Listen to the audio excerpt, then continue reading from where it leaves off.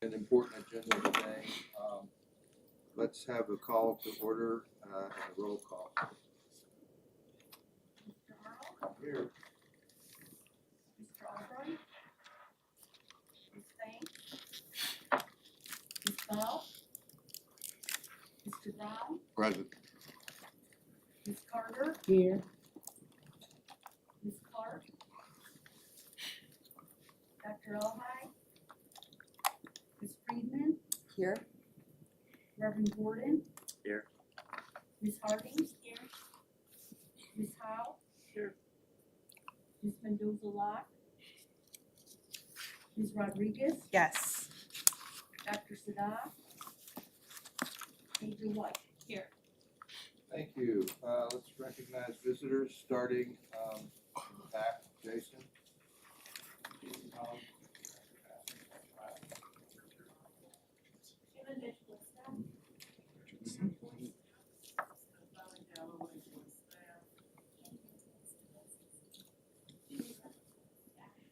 Tina Mason, board staff. Solid Roots Recovery Council, the Board of Trustees, St. Paul Community Center. Anita Helvig Sanchez, board staff.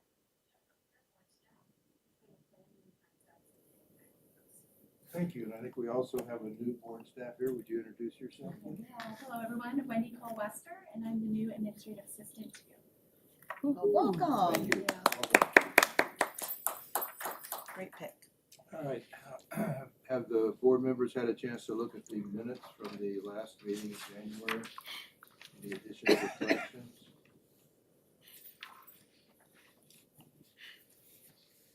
Ask for a motion to approve the minutes. So move. Second, Second. any discussion?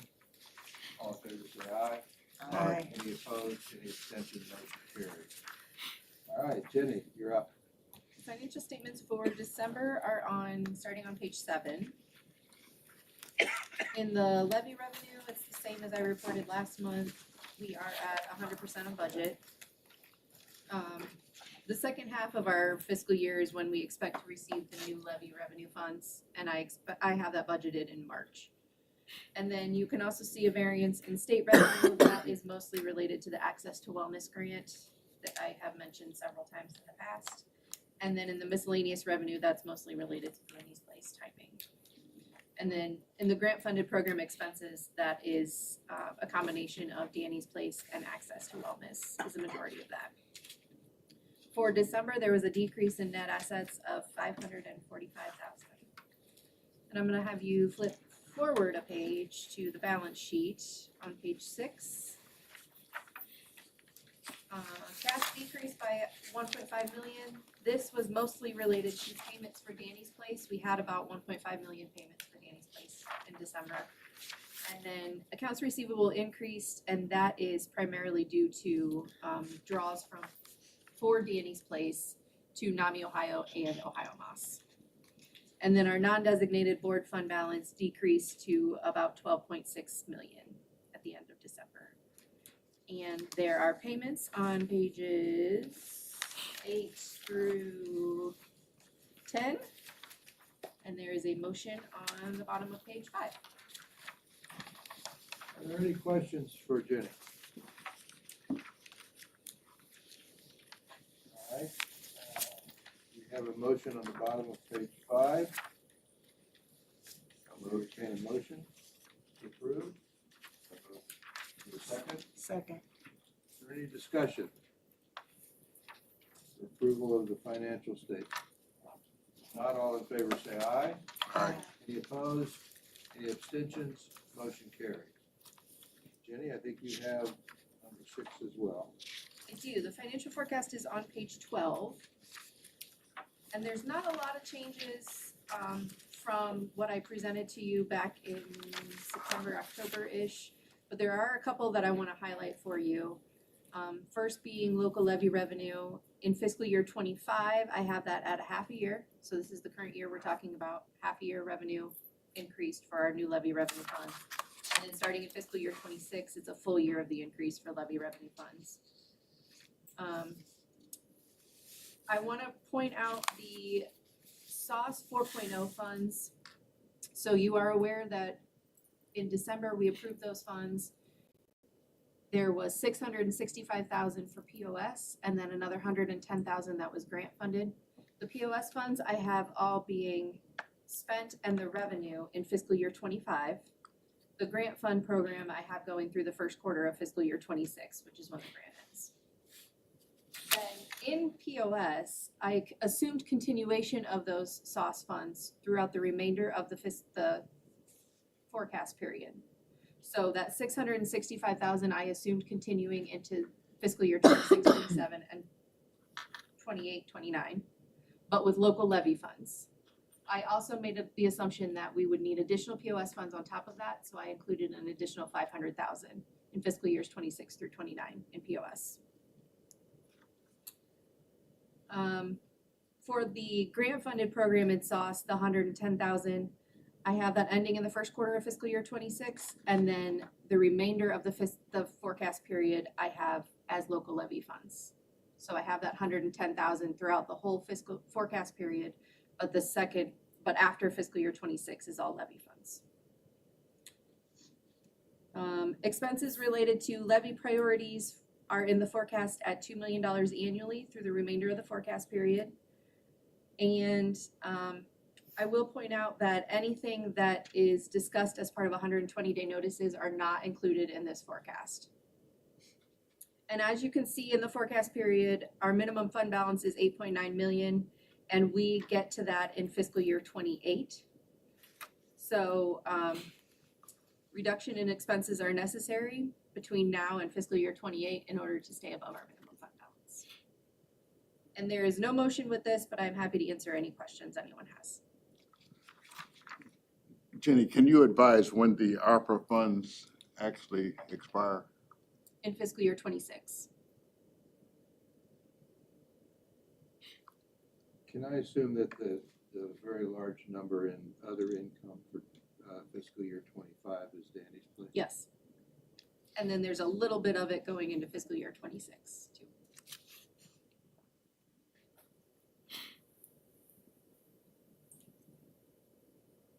Any other questions?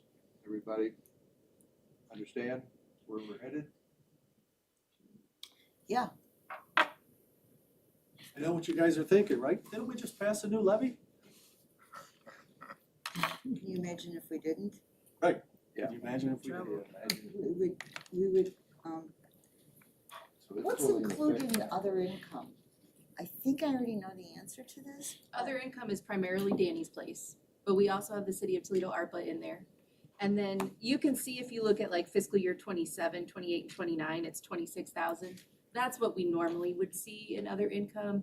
That's like the IDATF, which stands for Indigent Drivers Treatment Yes. Alcohol Fund. Yes, that goes through there. We Alcohol have treatment. the payroll flows through there. It's just truly miscellaneous. And that That's what I thought, but I Yeah. wanted to make sure. Pink sales. Thank you. All right, provider agreement. Jenny? It's actually, the next thing is minimum for forward operating fund balance. It's out of order in the packet. Ooh. It's on page 38.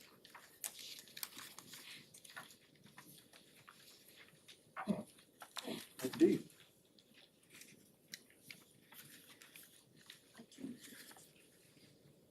Okay, So, everybody got it? It's toward the top of page 38. Operating fund balance.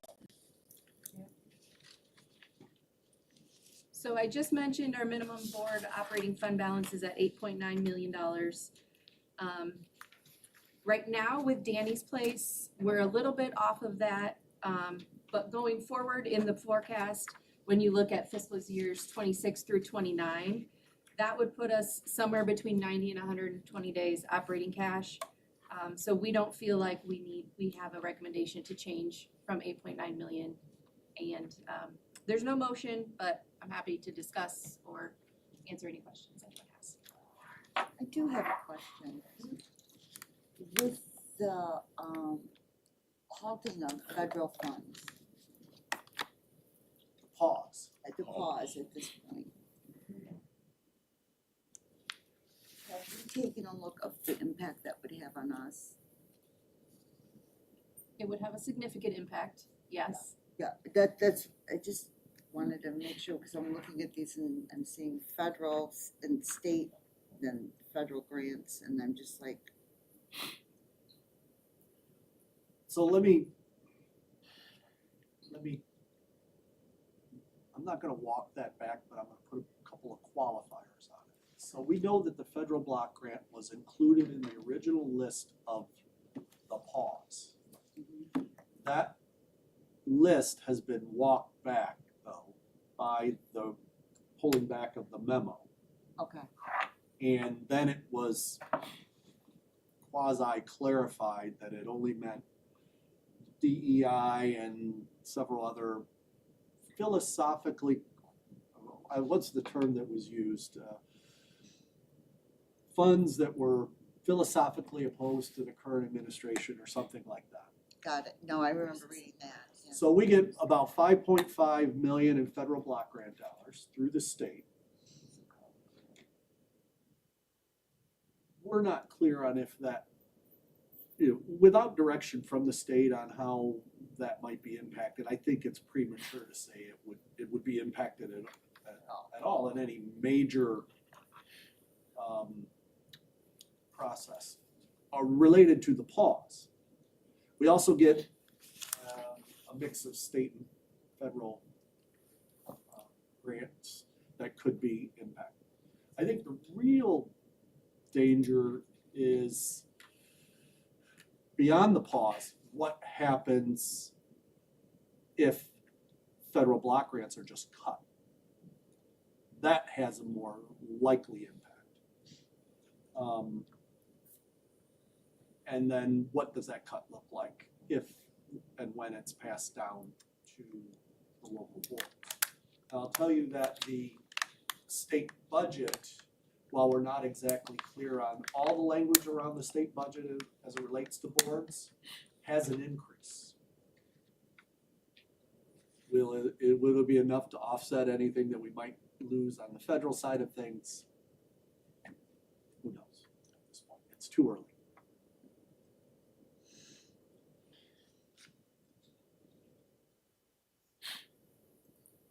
Any other questions or discussion about that?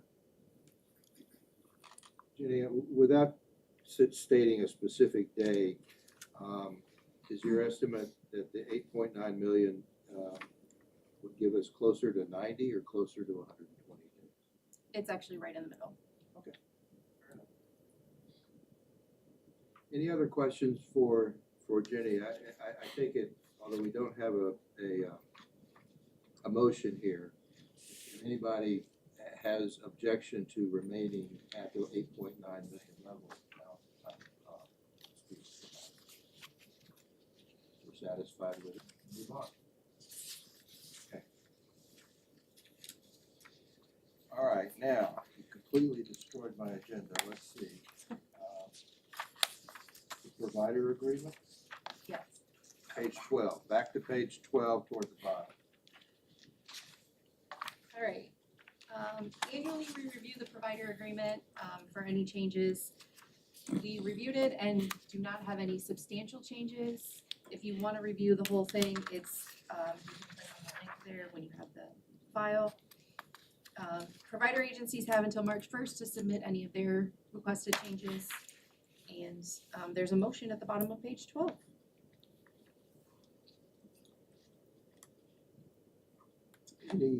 Any questions for Jenny? I don't know how many of you had a chance to look at it. I didn't see any big changes. The biggest changes were just what we talked about in December that related to POS. So changing the word gosh to electronic data interchange, and then changing the Medicaid days from 90 to 60. All right, so we have unless there's more discussion, we have a motion on the bottom of page 12 to approve the slightly revised provider agreement. So moved. Is there a second? Second. Any further discussion? All in favor say aye. Aye. Any opposed? Any abstentions? Motion carries. Okay. Elijah, please walk through the 120-day notices with us? Good afternoon, everyone. So as you're aware, the 120-day notice process is a statutorily required process for us to make substantial changes to contracts and contracts, not renew contracts. So this is a yearly process we go through. And I'd like to just reiterate that it is a process. So these recommendations today may change later on, but this is the start of that process. We, as a board staff, met together and decided on these recommendations after looking at outcomes, underspending, our strategic plan, our equity and action plan, and where we are financially. And I give that context because where we are financially, as Jenny just said, is not in where we have been years past. And we need to make some cuts in order to be able to maintain necessary programming with our priorities of treatment, recovery housing, and treatment housing and crisis services. So that's a bit of context. You will hear some things today in this packet and you'll go, whoa, we need that. We're not saying that these are not needed or that all the programs are necessarily not doing what they're supposed to be doing or what they're contracted to do. What we're saying is some of these do not align with our priorities. Some of them have had underspending. Some of them have not met their contractual obligations. So we'll walk through each of these, and then there'll be motions at this, and that are reflected in our rationale here. You also have the draft letters that we'll be sending to the agencies in your packet. The way I'd like to do this procedurally is Elijah will go over each one briefly. And I think rather than wait till the end, if any board members have questions or want to discuss any particular one, let's stop and do that. This is too important. This isn't going to just get rushed through. And if you have questions, if you have concerns, if you want to discuss something, just say stop. Okay. All right. So the first one you'll see at the top, these are all alphabetical order. Is able, we are recommending not to renew the contract for the mental health impact. Although able does great work and is a vital asset to the community, this particular program does not align with those priorities of crisis treatment and housing. Is this what funds stand? No. Yep. The next is Big Brothers Big Sisters. A few years ago, this board gave a number of prevention agencies funding to have a suicide prevention campaign. That is, you've used state funding in the past, so a number of these recommendations are just so we can, we're not sure of the status of that state funding, obviously. The suicide prevention campaign is one of those. So we're recommending not to renew that contract. And our plan is to kind of hopefully recoup some of that in order to strategize in a new way around suicide prevention. There's a number of suicide prevention campaigns, and that's the rationale for all of them. So Center for Hope, again, that's in the suicide prevention campaign that we're recommending not to renew. Harbor, there are a few recommendations here. The first one is not to renew the older adult wellness program. Last year, we gave them a notice due to underperforming. This year, we met and kind of re-envisioned the program to offer some more services to older adults. Previously, they were doing a prevention program called WISE, and they were running into some barriers and getting new clients into that program, finding new spaces to do it. So they recommended including things like bingo size, which is an evidence-based prevention program, and doing QPR training for that. As of now, they haven't implemented those new things, and they're still underperforming. Given the history we've had with the program of underperforming, that's where this recommendation is coming from. At the bottom of the page, you'll see the suicide prevention campaign for Harbor. Then we'll move to Mercy St. Vincent's. They have been the fiscal agent for the Suicide Prevention Coalition for a number of years now. However, they've not really met some of their specific outcomes in the past few years. And recently, they've noticed that the QPR trainings they're doing, which is the evidence-based training for suicide prevention for community members, they've not actually had a certified instructor doing that. So at this time, we're recommending not to renew the contract for this. They also had some additional funding for a suicide prevention campaign that is along with the other ones. Yes. Is it fair to say that suicide prevention is taking an extraordinary hit? Yeah, so there's a number of small pockets of money through those countywide campaigns. That again is that state money we're very unsure of, and we would like the opportunity to kind of re-strategize around what we can do for suicide prevention. So we're not just dropping it? Yes. Yeah, we recognize suicide prevention is important. I would say in years past, we might have had additional funds to fund other things, but as you can see from the forecast, we don't have that luxury right now. Continuing on, unless there's any other questions about that. NAMI Greater Toledo, we're recommending a financial reduction in their Family Navigator program. This program is important to the system. However, they've not been meeting their outcomes for the past couple calendar years, and you can see that there. NPI. Did you say past couple calendar years? Yeah. 22, 23. Is that the family program? No, that Family Navigator position helps navigate families and individuals providing information or referral through the mental health system.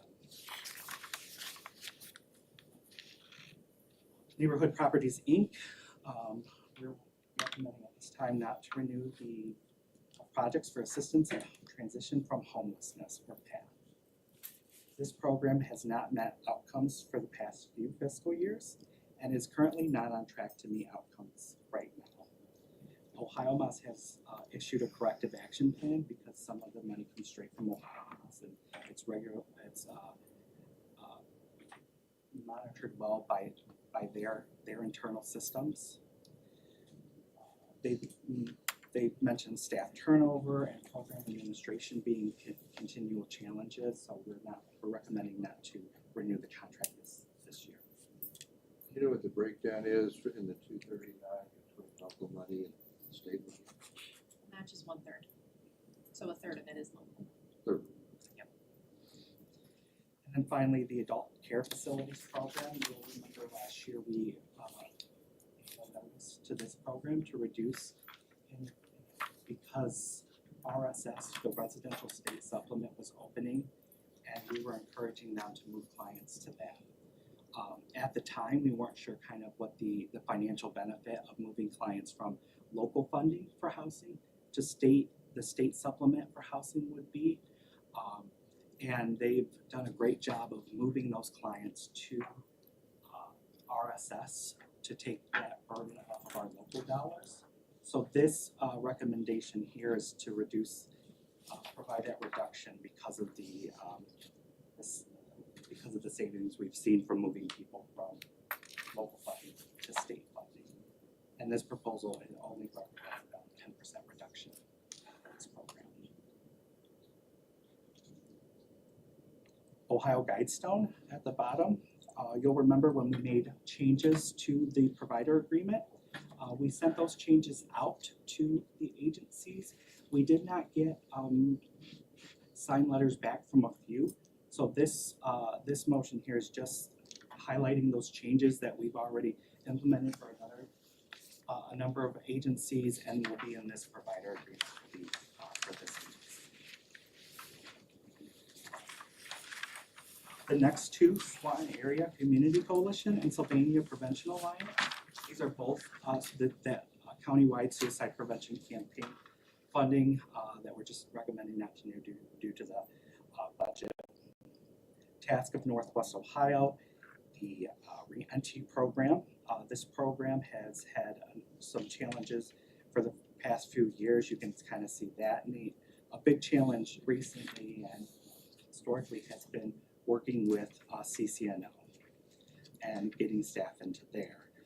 So we're just recommending not to renew the contract at this time due to these discontinued underperforming for their output. And CCNO stands for? Correction Center, Northwest Ohio. Yes. So no Oh. strike. Yes. The Community Transition Program. This program is just based on Ohio Mass funding, so if we don't get that, we will not be able to support the program. So that's all that this is. And then the Department of Youth Services, and this funding is based on availability of Ohio Mass funding. So if we are not able to get that into the next year, we won't be able to support this one. So, UMADOP of Lucas County. This first one is just that change in the language to the provider agreement that you saw in Ohio Guidestone. And then the Opiate Education Initiative. We are recommending not to renew that into this next fiscal year. That program's been providing information dissemination and education to raise awareness around opiates. But right now, that program doesn't align with our priorities of crisis treatment and housing. We've been funding that program for a number of years now.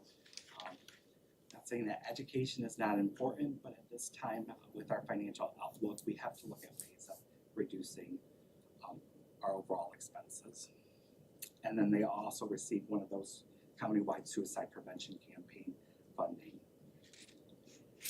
Unison Health, you'll remember last month or the month before, we had updated you that we will not be providing any more payments to recovery housing until they're certified by the appropriate entity. In alignment with that rule, we're recommending that to renew that contract. Obviously, during the discussion process, if their certification becomes active, we will look at that. Their prevention services, we throughout the contracting period, we do make changes to programs, slight changes that are agreed upon by agencies. However, their prevention services program, in our discussions and our meetings with them, we believe would benefit from some completely new strategies. So we're not recommending to reduce this program financially. This is in here to give us the opportunity to negotiate a new program that is aligned with kind of the data we see around suicide in Lucas County.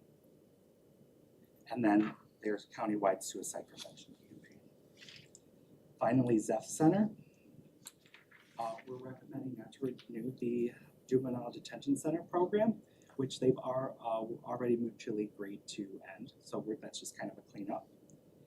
The Mobile Response Stabilization Services, we're recommending not to renew this contract because the state has issued an RFP that will make this service regional. We're awaiting on when they'll announce who gets the RFP and how that process will go out. But we're taking our local funds and allowing the state then to provide the service and pay for To it. juvenile. Yes. What was the program for juvenile? The program was to provide some like in-person counseling and assessment and referral.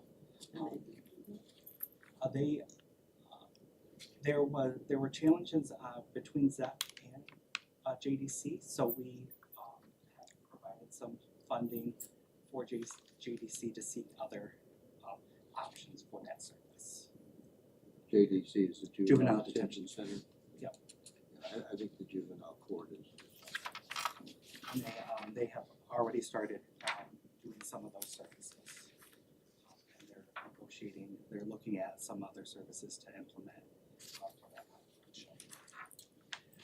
Again, here you'll see this countywide suicide prevention campaign, the gambling prevention and treatment program. This is based on funding from Ohio Mass again. And that was all of that. So I know we sent it for questions, but if there's any other questions? Is there a countywide huge program for suicide prevention? So you don't have this one doing it, this one doing it, this one doing it, this one doing it? We're hoping to look at all evidence-based practices and see what kind of is best for this county. Based on results, right?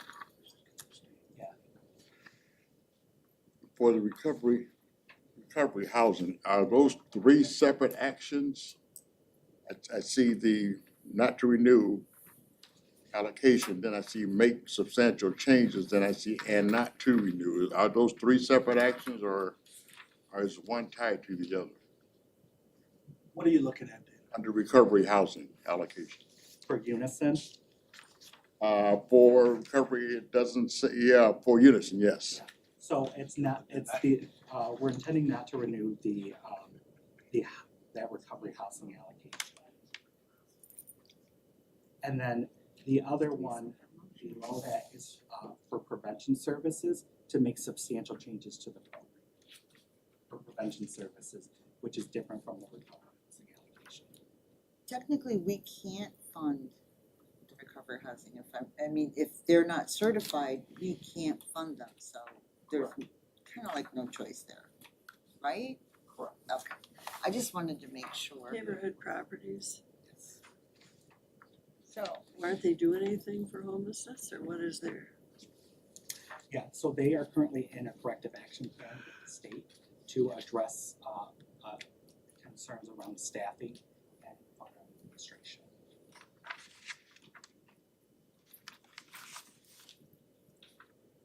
Nima, go ahead. I have to begin by apologizing for being tardy and missing the beginning of the discussion. So if my question has already been dealt with, please forgive me and just tell me it's been dealt with. I understand the OMAS money with regard to gambling and suicide prevention and what you're doing. My question is, assuming all of these cuts as presented here, are there services available for suicide prevention and gambling prevention and treatment outside of what we're looking at? So we'll start with gambling prevention and treatment. ZEF is the only provider, and that funding has come from the state. Okay. And they give us money and say, half goes to prevention, half goes to treatment. For suicide prevention, there are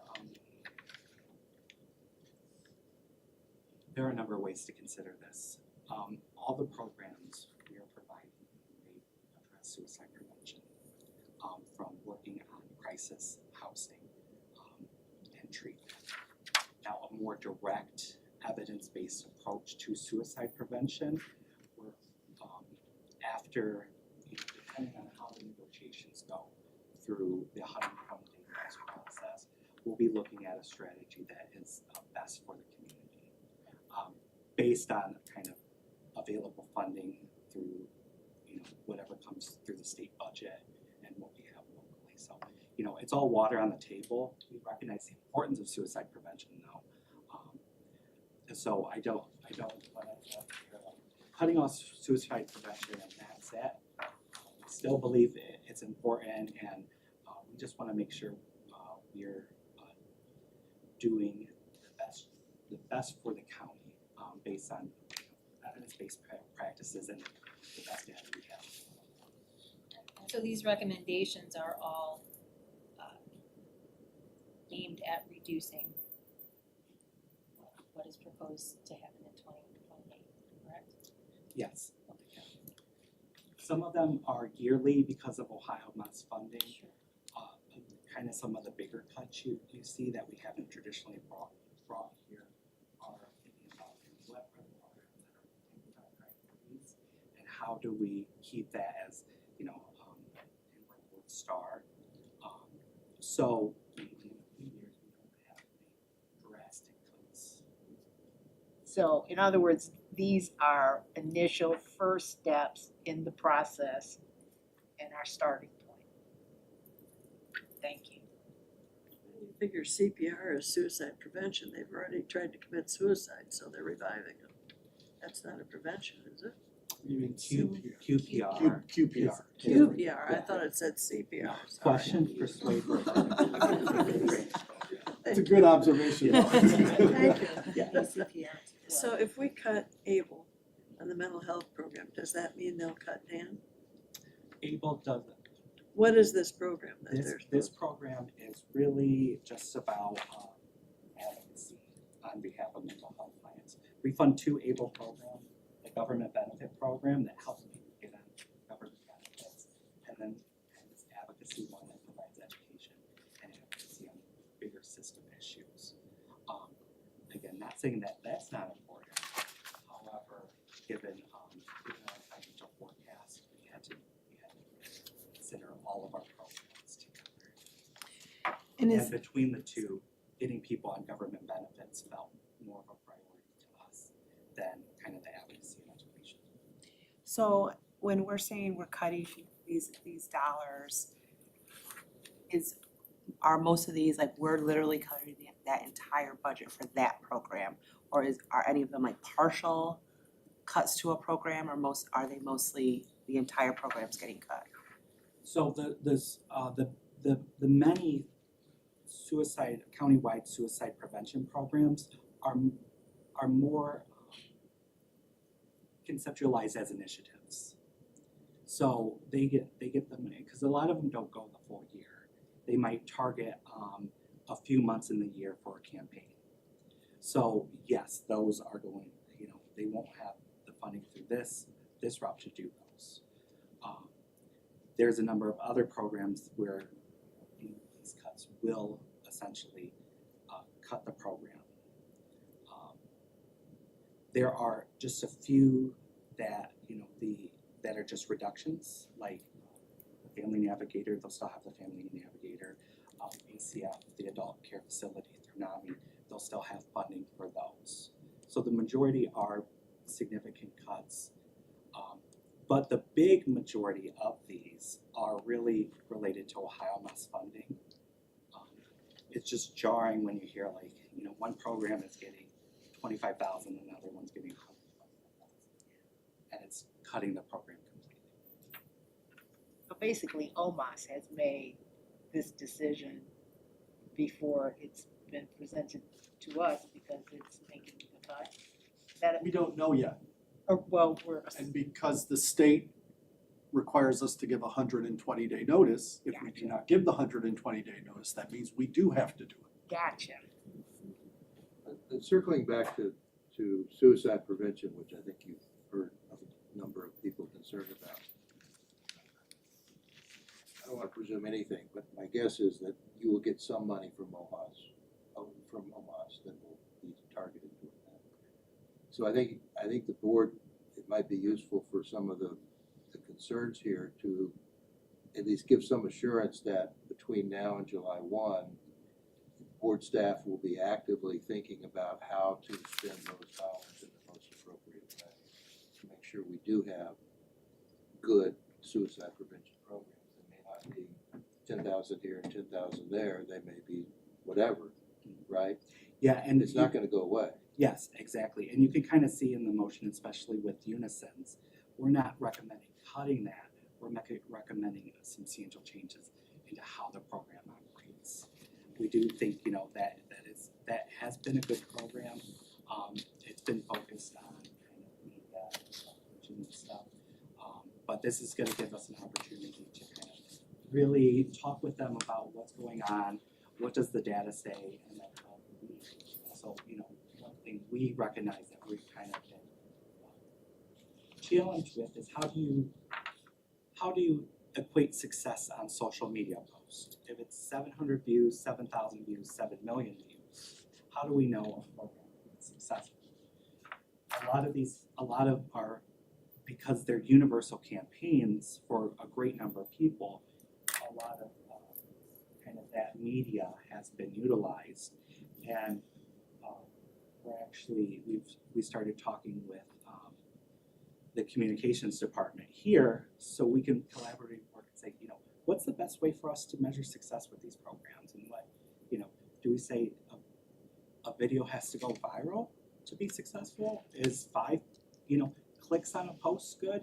We, program service staff, we don't know. We don't have that kind of expertise to know. We believe that people are doing good work, and we see the material, and we can say this is good, but really kind of that high level, when we're talking about like social media, click-throughs and all that stuff, we want an opportunity to really define that success a little more. So, if I may, just a second, thank you for that. What's missing in this conversation that I feel like you guys want to know is, okay, well, what's the solution? If we do this, then what's that? We can't have that conversation. It is not consistent with the negotiation process that's built into the 120-day notice process. So that's why we're intentionally not presenting any kind of solutions-based recommendations, because we don't know where the solutions will end, because we haven't had the negotiation yet. Is that helpful? Yeah. Yes. So the 120-day notice is the first conversation, not the last conversation. Started the So process. trust the process. Thank you for that, yes. And you'll remember that when we go through the process and there's appeals and we can agree on kind of a solution, we then bring that back to the board. Elijah, that's a lot of work. Thank you for being so clear and explaining it to us so thoroughly. Appreciate it. That's a hard conversation. One of the questions relates to the conversation. So our providers obviously understand the process. And as they try to budget and to have staff that they will be given this 120-day notice will give them enough time to make the adjustments. But what happens if the scenario changes financially? Will we go back and say that this is what we can do more than what we in terms of providing funding? If this situation changed, I'm sure, agencies would love to get more funding. Yeah, I don't know if we would commit to that. Yeah. So I think this is a great time to just kind of do a high-level overview of the 120-day notice process. Elijah led the process, but there were many, almost all of the staff, with the exclusion of maybe me in the initial part, partook in multiple discussions to whittle down the list of, okay, what's the list look like for recommendations? And then Jenny and her team worked on a dollar amount. Okay, so here's the financial forecast. This is the number we're kind of working towards, or at least this is where we think we need to be. We get our justifications, obviously based on justifications, we get those all in alignment, and we draft up what we think we're going to recommend to you. Get it on paper, then have another go around internally to say, okay, where are we at on this? The reason we delayed the meeting from this week, from last week, is because the financial reports were due at the end of last week. And that gave us additional information that was helpful in redefining our recommendations. So we get this packet together. Before it goes out, I pick up the phone and I call, my intent is to call the CEOs and say, hey, just a heads up, here's what's going on. So that they hear it first. Now, I did that to about 90% of the directors who had a large cut. State cut is pretty, recommendation for state cut, that's pretty clear, right? State budget, we know. If we don't know, or if we come up with alternatives through the negotiation process, then those are just evolving conversations. But cuts like, to recommended cuts to NAMI, I had a conversation with their CEO, Harvard, had a conversation with their Unison, ZEP Center, NPI. There, UMADA, there was a few I didn't get to, but by and large, I explained the process. Here's the process. We're gonna go through the first round of discussions here on Tuesday.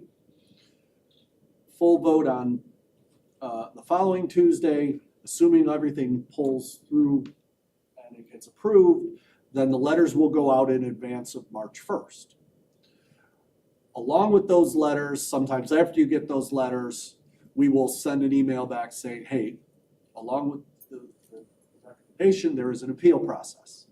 That occurs locally the first 60 days from between March 1st and April 30th, there is an local appeal process.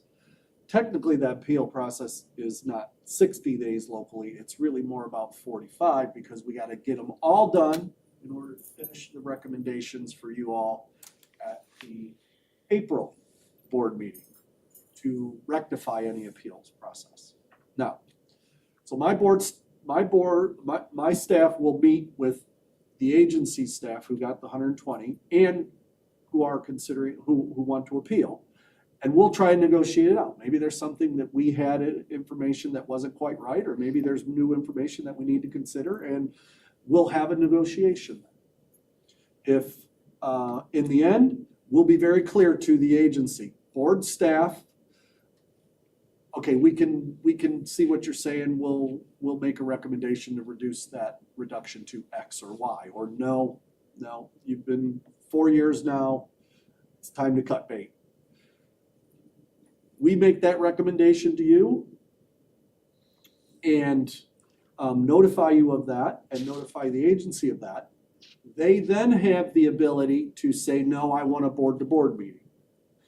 So we will schedule board-to-board meetings probably in the month of April where they'll bring representatives of their board and they'll come and meet directly with you in an open public meeting and you'll have that conversation with them. Then it will be your decision because the board staff have already made their recommendations. Then it'll be entirely up to you to say, okay, we want to do this, we want to do that, we're gonna add money here and take money there or that kind of stuff. You can't go below where the recommendations were unless there's some mutual agreement to do so. All of that said, that has to be completed by May 1st. And then if the agencies still do not agree with whatever the recommendation is, they have the ability to request Ohio Mass provide an arbitration. And that can take up to 60 days. Now, in our whole scope of the state operations and all of this stuff, we've never seen Ohio Mass get involved in local conversations like this, but that still exists. So there's numerous opportunities throughout this whole process. And all of this is going on in the time when the budget is going to be negotiated out through the legislature and in place as of July 1, hopefully. There's times when we don't know what the budget will be as of July 1, and we're taking it on faith. For those things that we haven't anticipated in relation to cuts, let's say our state budget, we get decimated, and we haven't given a 120-day notice. We have very few options for those programs that we fund by state that we haven't given a 120-day notice to. Option one is to not cut them and eat the cost through our undesignated fund balance. Option two is to give all programs a percentage cut. That's it.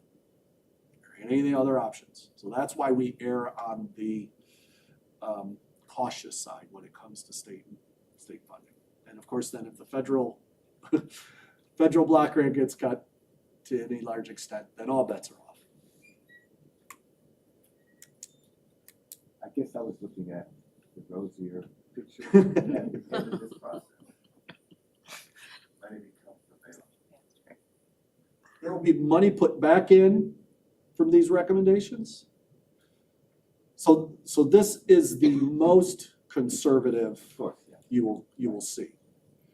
Most of the time, there's negotiations that result in some recommendations being pushed back in. I can't talk about the solutions to these until the negotiations are completed. If there's any, by the grace of God, if we have additional funds, then we will obviously make a recommendation to you all on how to best utilize those funds. It may mean that we want to reinitiate some of these programs. Or it might mean that we think that priority, wise, our money, new money might be best utilized somewhere else.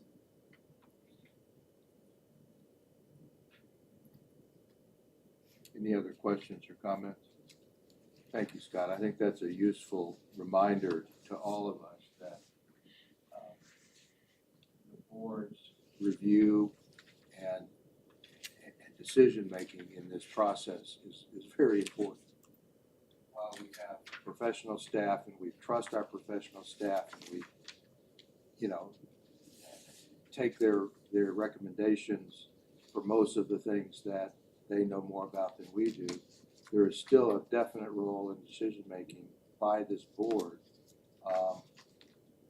The priorities that were set by us in the planning process. And we think that particular decisions that have been made don't reflect the priorities as we understand them.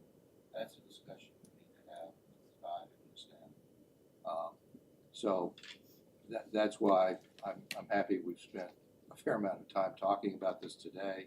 We'll continue to talk about it for the next few months.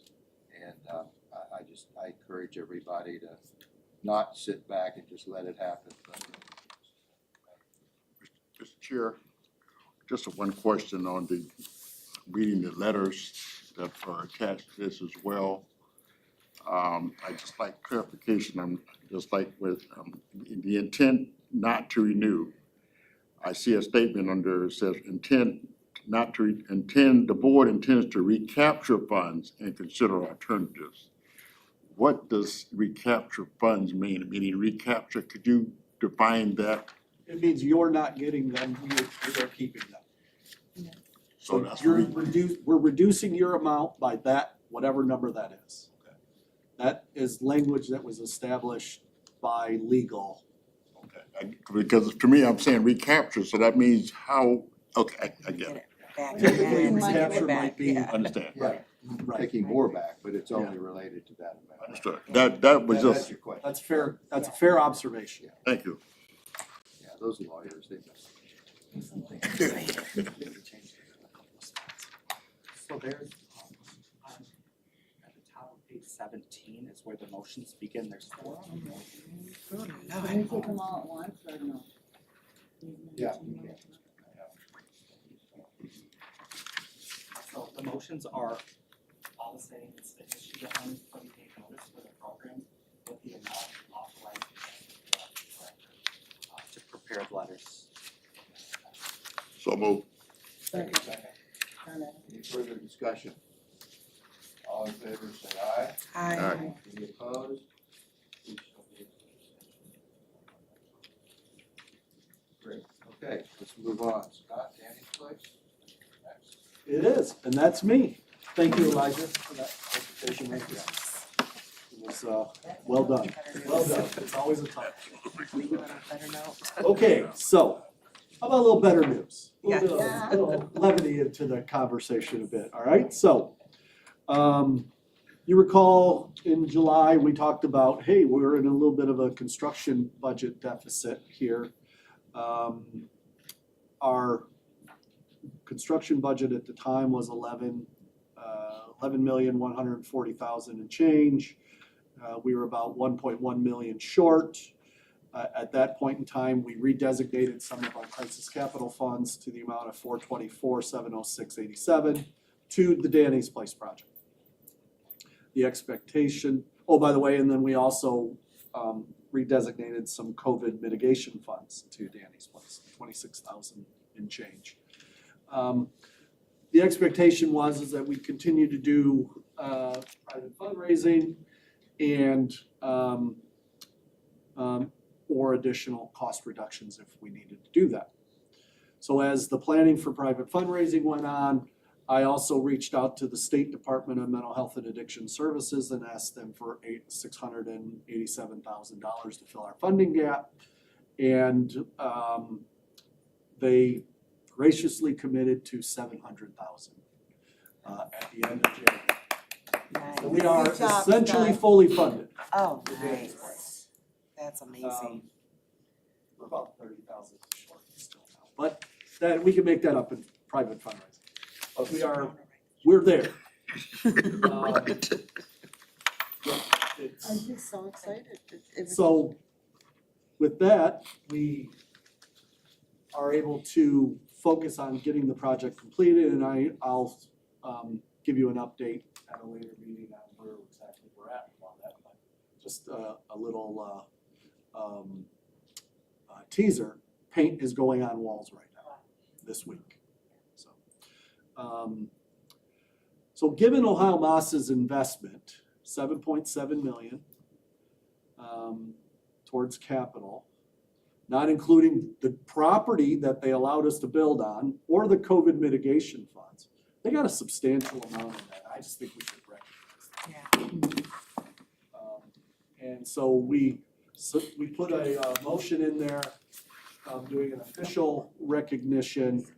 The plan also would be to obviously recognize them in a much grander way at our open house and recognize them on our funders wall and things like that. But I think initially maybe we'll draft, if you approve this idea, we'll draft a letter, sign it under the board chair's name. Just, hey, there's a lot of times when we're sitting in this meeting and we're having what might be considered negative conversations about the state.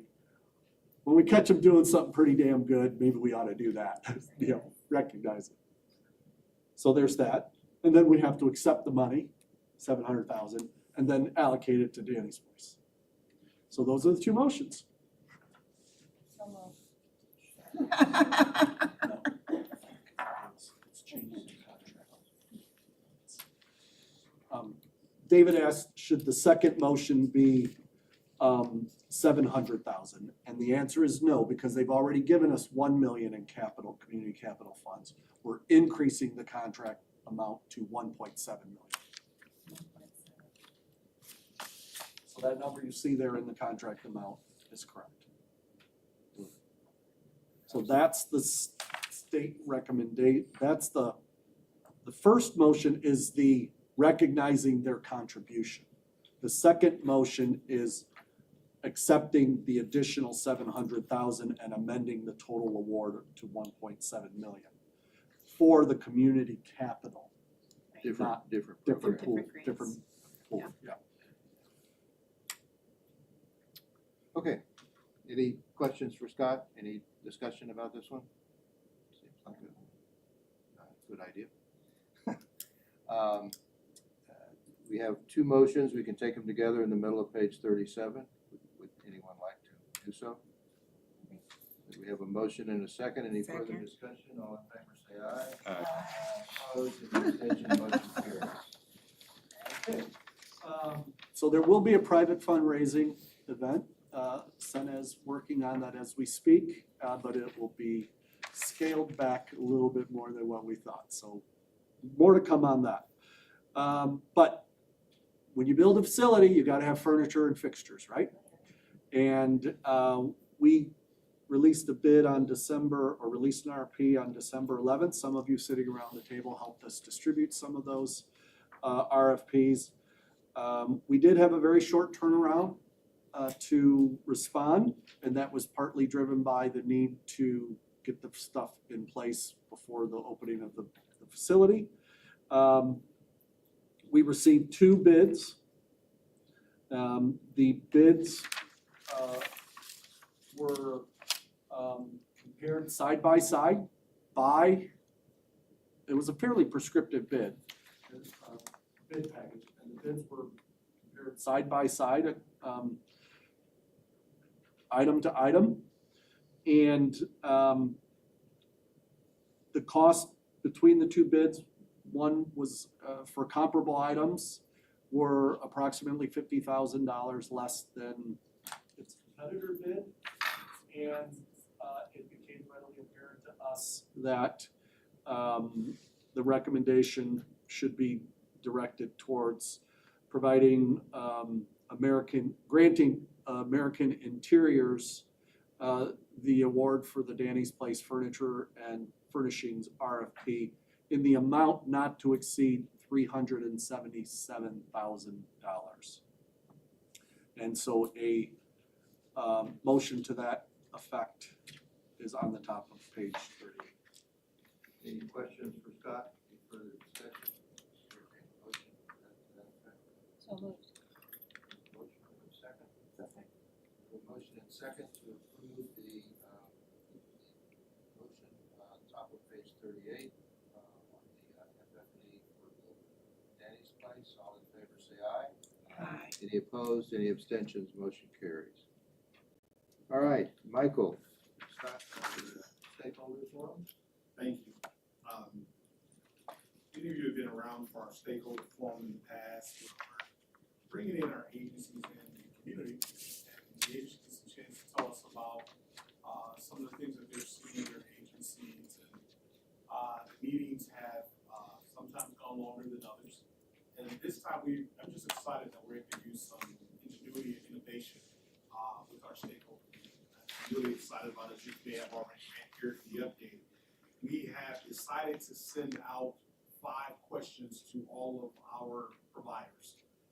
In those 5 questions, we're able to ask questions about ingenuity, innovation, AI, somewhat of DEI gaps, just some of the things that they're seeing in the services so that we get to the meat of what we really needed to know and need to know to make decisions. So they're all going to respond to us with that. The responses have already begun to come in. They had February 19th to give us those responses. Then in response to that, we're going to have a special placement on our website where those responses will be seen. And then we will have a response designed based upon the collective themes that we find from all of the responses that come in. And we will do a video, Scott, that will provide us sort of an overview of where we are and what we are seeing as just a state of our system at this point.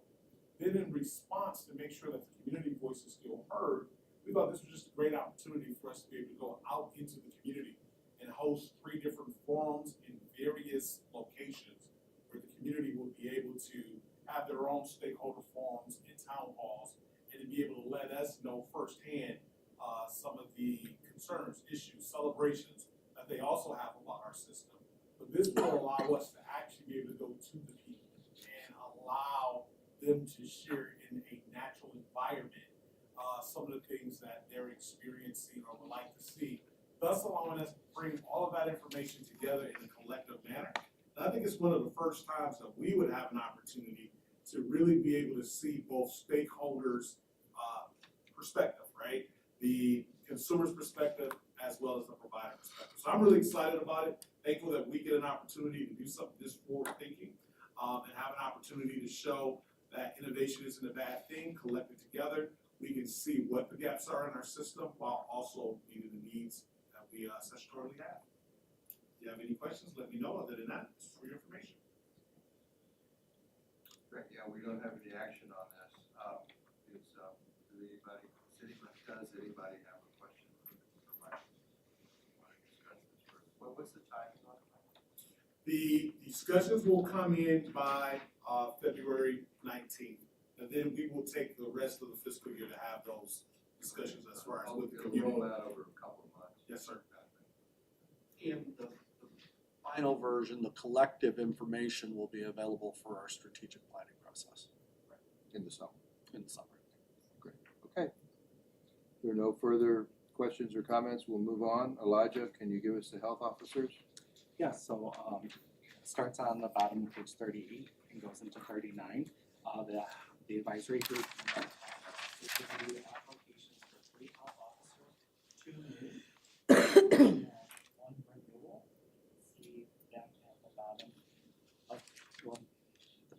middle of page 39, how their demographics are provided in that write-up.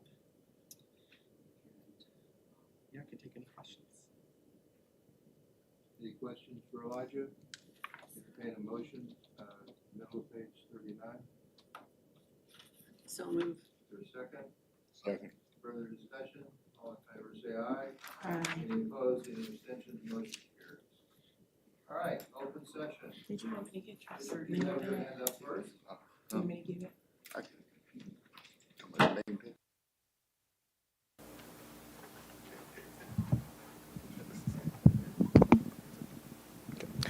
Great meeting at County Commissioners this morning. I saw a lot of familiar faces. They were recognizing Bishop Robert Culp. The place was packed. They had great music. They had great testimony. It was just like being in church, only they didn't pass the collection plate. And as usual, when the festivities were over, the room cleared out like there was a bomb threat, and the county commissioners continued with their meeting. They did something I don't think I've ever seen before. We've got to replace something at our RV disinfection equipment, whatever it is. It's really important at our wastewater treatment, and they can't find anybody in this country that makes those parts. They've got to go to London, Ontario, and send $124,000 out of a country. I don't think I've ever seen them do that before, but they are the sole source provider, so they did that this morning. As we speak, City Council is meeting, and I don't know what to tell you. They need to get new cars for the Plan Commission.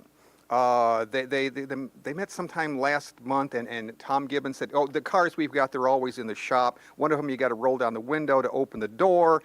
And so they came to the conclusion, yes, we will purchase these new cars for you. And then a discussion took place on electric vehicles. Tom made it clear that they just don't have enough charging stations, and it's not feasible at this time. And City Council seemed to be okay with that. And then they weren't okay with it, and then they referred it to the Mobility Committee, and they scheduled a meeting, and then they canceled it. I don't know. So what they're doing right now is bringing it out of committee, and I'm told they'll probably vote on it tonight because these vehicles are badly needed. But they will be electric vehicles, and they will work with the Plan Commission staff to make sure that we have enough charging stations so that they don't run out of juice. That's what they're doing tonight. Speaking of the Plan Commission, interesting meeting this Thursday.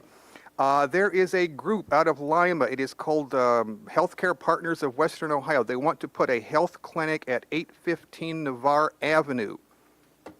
And the Plan Commission staff is recommending disapproval. They had a public meeting. Nobody came. They sent out notices. Nobody came. The one and only reason given, you can probably guess it, is the Toledo Forward Plan. It doesn't comply with the Toledo Forward Plan. Now, these are recommendations, and on Thursday, the Plan Commission will hear testimony and make a decision. And it bears mentioning, at the same meeting, you've got two tobacco shops, one on Glendale and one on Reynolds. Both of those are receiving recommendations for support. And I just don't know what it's going to say about Toledo if in the same Plan Commission meeting, we disapprove a health facility and we approve two tobacco shops. But I'll find out on Thursday. Indulge me just for a moment. I've mentioned this before. I keep reading about this. In Michigan, if you remember 3 years ago in 21, you had this student in Oxford High that shot 4 of his classmates, and there was a historic trial where both of his parents were convicted, sent off to prison. But they're finding out so much about the conduct of the prosecutor's office, and right now they're asking that the convictions be overturned. And it goes on and on. They signed agreements with the school that we won't prosecute anybody in the school. We're going right after the parents. They spent more than $100,000 on 2 public relations firms to dig up as much dirt as they could on the parents. Not evidence, just dig up dirt as part of a smear campaign.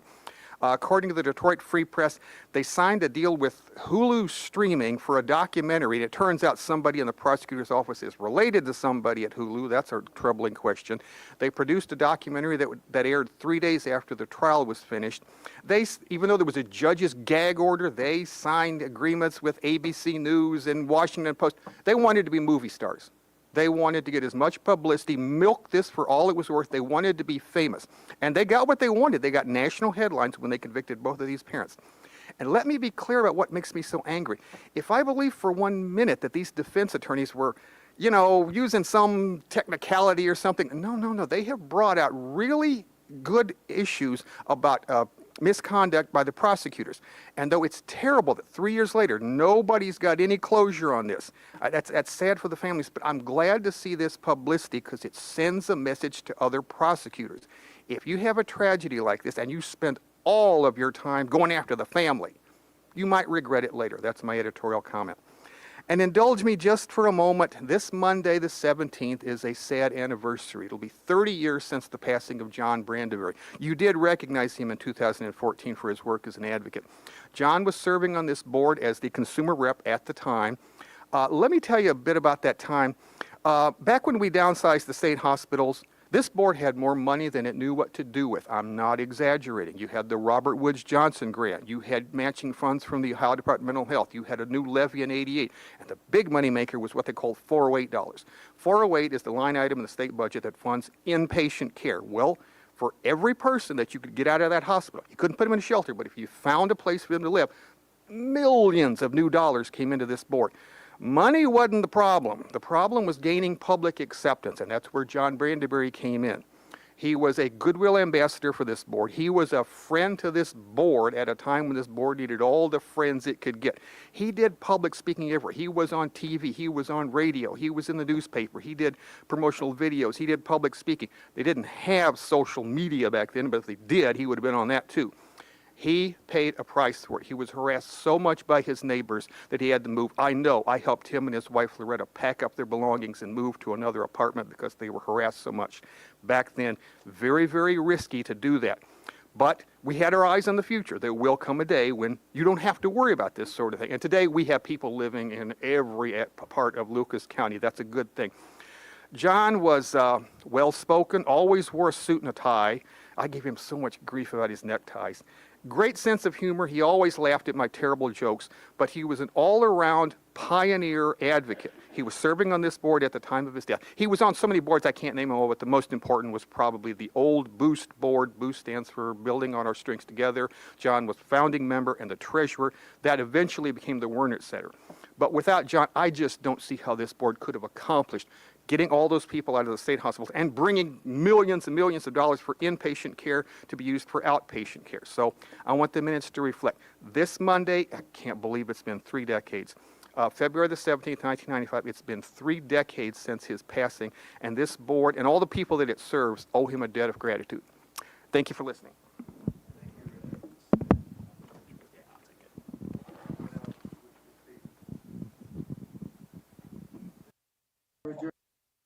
Thank you, everybody. Especially these days.